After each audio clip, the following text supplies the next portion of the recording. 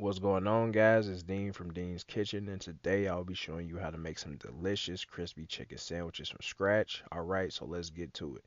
So first you want to make sure you clean your chicken. Even though the grease kills any bacteria, you still want to be on the safe side.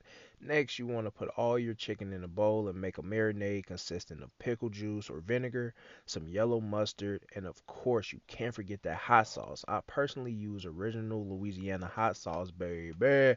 And don't forget to season your chicken, people.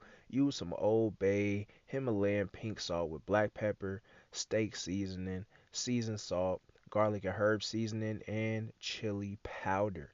Next, you want to mix all your ingredients together. The main purpose of this is to let the marinade sink into the chicken. After you're done mixing your ingredients, let the chicken sit in the refrigerator for about 2 to 3 hours for maximum taste. Once your chicken is ready, you can start preparing your flour.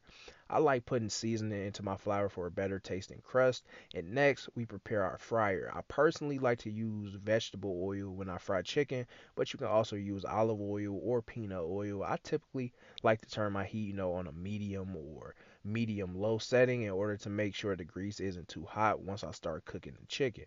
Next, we move on to coating the chicken in our flour mix. Some people use egg to make their flour stick, but since the marinade is already wet, you can just put it into the flour. So as you can see, the chicken fillets have a nice coating on them that won't come off when fried.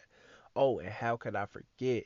Hit that subscribe button, baby. I would really appreciate it and it would really encourage me to continue to release these food recipe videos. But enough of that, let's move on to the part we've all been waiting for. So once your chicken is all coated in the flour mix, you can put it into the refrigerator for about 15 to 20 minutes and let it completely bond together. After that, it's time to fry.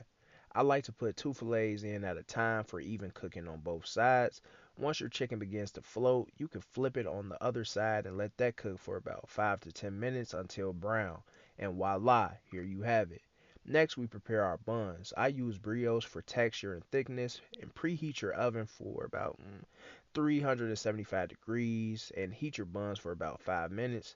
And all we have left to do now is customize the sandwich. I keep it simple, some chipotle sauce on the top and bottom, and 4 pickles. I double stack mine, but you can make it however you want.